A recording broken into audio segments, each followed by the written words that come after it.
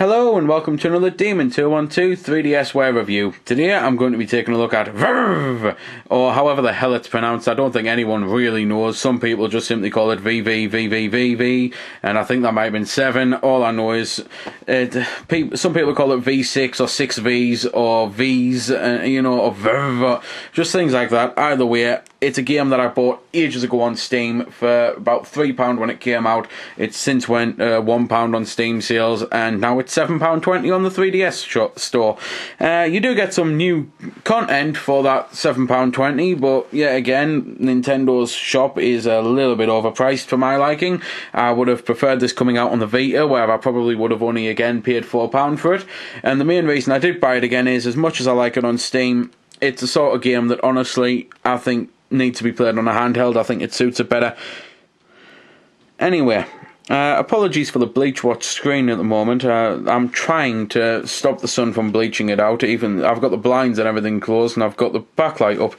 But hopefully you can at least see at the bottom it says Start Game, Player Levels and Game Options. Game Options, you can go into the accessibility options. You can unlock player modes, which is a bit odd, because you can actually go in and unlock them at any point that you want to. So you can unlock the intermission, you can unlock the no death mode, you can unlock the flip mode, you can unlock the ship jukebox, the secret lab, you can unlock each one of the time trials just by clicking on them. So if you don't want to play the game, then you can unlock everything there and then. It's odd to say the least, but either way, player levels are just something that, as you can see, there's a load of different ones to go through, and they are just exactly what they say they are, player levels. So if I go into Quantum Tunnel here, where am I, what do I do, go, forward, yep, and it'll tell me using those little things, activating the terminals, what I have to do, and that's about it really with player level. It's probably pointless showing the player level without having first shown off the original level. Yes, quit the game, start game, continue. And the whole point of the game, for those who haven't played it, is it's supposed to be rock hard and make you die a lot. There is a flimsy story there, like something's went wrong on the ship and your friends are lost and you have to go and get 20 trinkets and rescue your friends to beat the game. But in all honesty, the main thing is it's a rock hard puzzle game where you're going to be dying an awful lot, even more so if you can't concentrate because you're too busy trying to do a review with a bleached out screen. But basically, the controls and everything on the game are very simple, and the game itself is incredibly simple. It's not exactly a world beater on complexity or anything like that. It's just a world beater on the fact that it is an old school rock hard game. So the whole point is you push the A button and you go from up to down. Quite simply, all you're doing on the game is changing the gravity.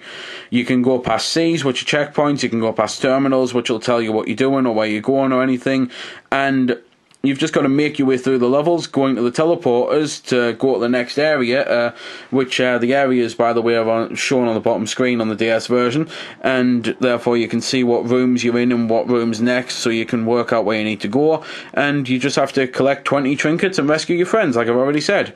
You can then hit start, and it'll see how many trinkets you've found, how many deaths you've had, how much time you've took, it'll show which crew you've got, it'll let you save, or let you quit. There's not really much at all to say about the game other than that if you like these sorts of games, get it, because it's never going to go cheaper. Nintendo don't do sales, and even though it's double what I paid for it originally on the PC, I think it's well worth it because I absolutely adore the game. I think that these sorts of games do serve a purpose, and I think they're absolutely fantastic. No death mode, by the way, just to mention the different modes, is you get to play the game without dying. It doesn't make you invincible or anything, it just means that if you die once, that's it, you fail.